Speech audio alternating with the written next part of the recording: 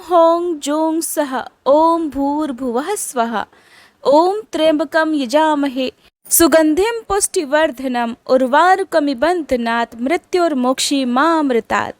भगवान शिव आप सभी की रक्षा करें, आप सभी की मनोकामनाएं पूर्ण करें। आज की इस वीडियो में आप जानने वाले हैं आश्विन मास के शुक्ल पक्ष में पड़ने वाले प्रदोष व्रत के बारे में।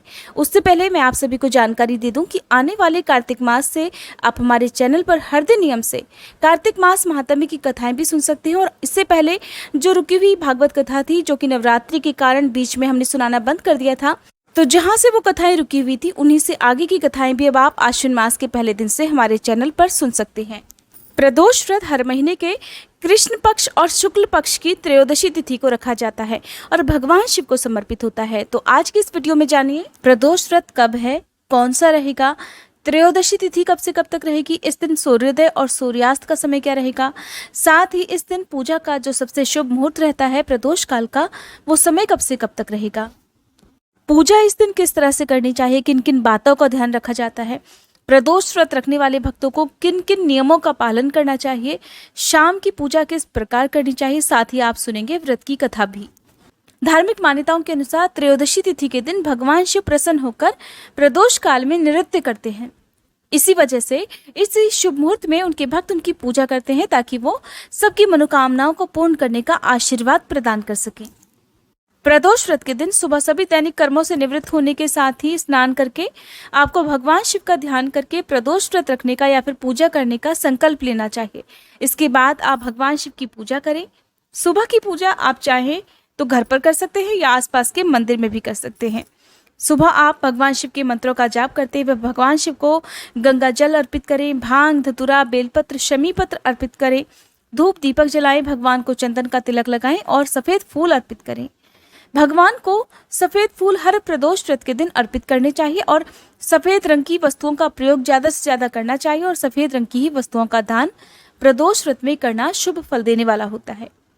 भगवान शिव के साथ ही आज के दिन पूरे शिव परिवार की पूजा भी की जाती है, यानी कि विघ्नहर्ता भगवान गणेश जी, माता पार्वती, भगवान कार्तिकेय और नंदी बैल की आपको पूजा करनी चाहिए।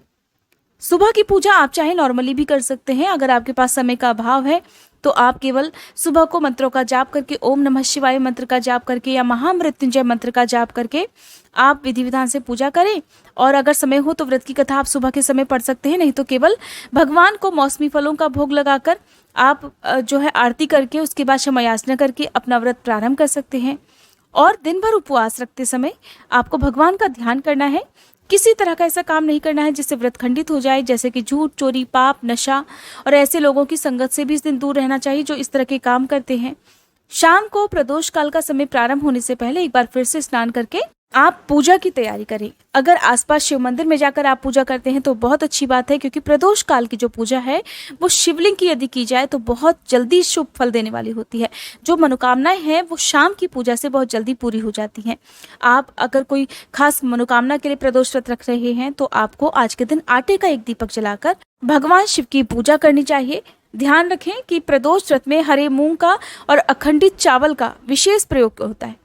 आपके पास अखंडित चावल होने चाहिए। भगवान शिव की पूजा में टूटे हुए चावलों का प्रयोग भूले से भी नहीं करना चाहिए, इससे भी बड़ा दोष लगता है। एक मुट्ठी हरे साबुत मूंग आप आज के दिन घर से लेकर जाएं, शिवलिंग पर अर्पित करें या नंदी बैल को अर्पित करें और आपकी जो भी मनोकामना है उसे आप नंदी बैल के कानों में जरूर कहें। कहते हैं कि भगवान शिव के कोतवाल होते हैं नंदी बैल। हमारी जो भी मनोकामना होती है वो भगवान शिव तक पहुंचाने का सारा कार्य नंदी बैल ही करते हैं।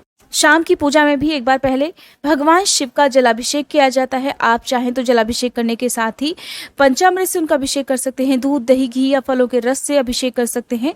लेकिन इन सब से अभिषेक करने के बाद एक बार फिर से जल से अभिषेक करना जरूरी होता है। फिर चंदन का तिलक लगाएं, त्रिपुंड बनाएं, भांग, धतूरा, बेलपत्र आप उन्हें अर्पित करें, शमी पत्र अर्पित करें।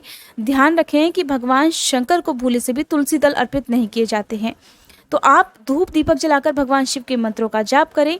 ओम नमः शिवाय इस मंत्र का आप सच्चे मन से जाप करें तो केवल एकमात्र यही मंत्र आपको फल देने वाला हो जाता है। अगर मन में श्रद्धा भक्ति भाव नहीं है तो चाहे आप कितने भी मंत्र क्यों ना पढ़ लें, कितनी भी कथाएं क्यों ना पढ़ लें, उसका फल प्राप्त नहीं होता है। अगर कोई समय का अभाव है, ऐसे में 2 मिनट की पूजा अगर सच्चे मन से कहीं बैठकर भी कर ली जाए तो वो भी स्वीकार कर ली जाती है। तो शाम की पूजा आप इस तरह से करें। आप उसके बाद व्रत की कथा पढ़े सुने। शुक्रवार का दिन है इस बार, तो शुक्र प्रदोष व्रत की कथा पढ़ी सुनी जाएगी। प्रदोष व्रत की जो पूजा विधि होती है ना, वो सब में लगभग एक सी होती है, बस कथा अलग हो जाती है।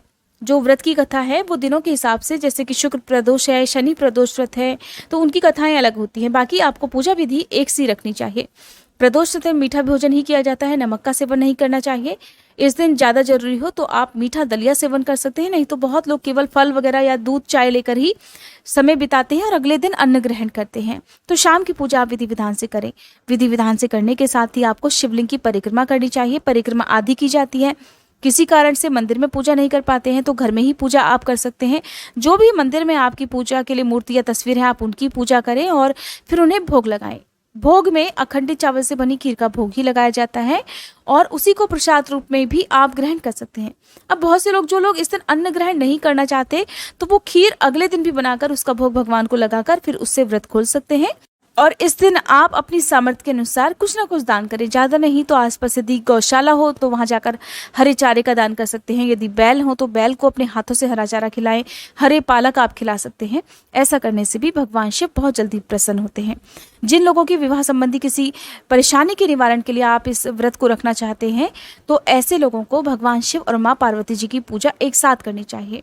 आज के दिन माँ पार्वती को सिंदूर अर्पित करें। सुहागिन महिलाएं यदि सुखी वैवाहिक जीवन की कामना से इस व्रत को रखती हैं तो उन्हें माता पार्वती को चढ़ाए गए सिंदूर को अपनी मांग में भी लगाना चाहिए और सुहाग की सामग्री के रूप में उन्हें चाहे चुनरी, सिंदूर या चूड़ी बिंदी कुछ न कुछ सामग्री अर्पित करना चाहिए। अब जान लेते हैं तिथि और शुभ मुहूर्त और साथ ही व्रत कथा के बारे में। इस बार आश्विन मास के शुक्ल पक्ष में पड़ने वाला प्रदोष व्रत रहेगा 7 अक्टूबर दिन शुक्रवार को और यह शुक्र प्रदोष व्रत रहेगा। शुक्र प्रदोष व्रत विवाह संबंधी बाधाओं को दूर करने के लिए या सुखी वैवाहिक जीवन की इच्छा रखने वाले लोगों को जरूर रखना चाहिए। साथ ही कुंडली में हर प्रकार के दोष निवारण के लिए और जिनका मन अशांत रहता हो, मानसिक तनाव में जो लोग रहते हो, जिनकी कुंडली में शुक्र ग्रह से परेशानियां हो रही हो, ऐसे लोगों को शुक्र प्रदोष व्रत रखना चाहिए। इस दिन सूर्योदय का समय रहेगा सुबह 6:24 और सूर्यास्त का समय रहेगा शाम 6:05 पर। त्रयोदशी तिथि प्रारंभ होगी 7 अक्टूबर शुक्रवार सुबह 7:27 से, जिसकी समाप्ति होगी 8 अक्टूबर शनिवार की सुबह 5:25 पर। प्रदोष व्रत के दिन प्रदोष काल का समय रहेगा शाम 5:20 से लेकर 6:50 तक। आपको शाम की पूजा इसी शुभ मुहूर्त के अंदर अंदर करनी है, इस बात का आपको ध्यान रखना है। अब सुनिए शुक्र प्रदोष व्रत कथा। पौराणिक कथा के अनुसार प्राचीन काल की बात है, एक नगर में 3 मित्र रहा करते थे। एक राजकुमार, दूसरा ब्राह्मण कुमार और तीसरा धनिक पुत्र। राजकुमार और ब्राह्मण कुमार का तो विवाह हो चुका था, धनिक पुत्र का भी विवाह हो गया था, लेकिन उसका गौना अभी शेष था। एक दिन तीनों मित्र स्त्रियों के बारे में चर्चा कर रहे थे। तब ब्राह्मण कुमार ने स्त्रियों की प्रशंसा करते हुए कहा कि नारीहीन घर तो भूतों का डेरा होता है। धनिक पुत्र ने यह सुना तो तुरंत ही अपनी पत्नी को लाने का निश्चय कर लिया। जब जाने लगा तो उसके माता पिता ने उसे समझाया कि बेटा, अभी शुक्र देवता डूबे हुए हैं, ऐसे में बहू बेटियों को उनके घर से विदा करवा कर लाना शुभ नहीं होता। किंतु धनिक पुत्र नहीं माना और अपनी ससुराल जा पहुंचा। ससुराल में भी उसे रोकने की बहुत कोशिश की गई, मगर उसने जिद नहीं छोड़ी। माता पिता को विवश होकर अपनी कन्या की विदाई करनी पड़ी। इस तरह ससुराल से विदा होकर पति पत्नी अभी नगर से बाहर निकले ही थे कि उनकी बैलगाड़ी का पहिया अलग हो गया और एक बैल की टांग टूट गई। दोनों बैलगाड़ी से गिर गए तो दोनों को बहुत चोटें भी आईं। फिर भी वे किसी तरह आगे ही बढ़ते रहे। कुछ दूर जाने पर उनकी भेंट डाकुओं से हो गई। डाकू उनके पास जितना भी धन था सब कुछ लूट कर ले गए। इस तरह दोनों पति पत्नी रोते पीटते किसी तरह अपने घर पहुंचे। घर पहुंचते ही धनिक पुत्र को एक सांप ने डस लिया। उसके पिता ने वैद्य को बुलवाया। वैद्य ने उसे देखने के बाद घोषणा की कि धनिक पुत्र अगले 3 दिन में मर जाएगा। जब ब्राह्मण कुमार को यह समाचार मिला तो वह तुरंत आया।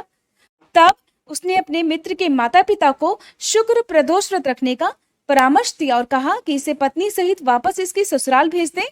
ये सारी बाधाएं इसीलिए आई हैं क्योंकि आपका पुत्र शुक्रास्त में अपनी पत्नी को विदा करा कर लाया है। यदि ये वहां पहुंच जाए और फिर से शुभ मुहूर्त पे अपनी पत्नी को विदा कर लाएगा तो ये बच जाएगा। धनिक को ब्राह्मण कुमार की बात बहुत ठीक लगी, उसने वैसा ही किया। ससुराल पहुंचते ही धनिक कुमार की हालत ठीक होती चली गई। शुक्र प्रदोष व्रत की ये कथा प्रदोष व्रत के दिन प्रदोष काल में जरूर सुननी चाहिए। अगर आपको ये जानकारी पसंद आई हो तो वीडियो को लाइक करके हमारे चैनल को सब्सक्राइब करना मत भूलिएगा, ताकि इसी तरह की तिथि और शुभ मुहूर्त और व्रत कथा की वीडियो आपको समय पर मिल सके।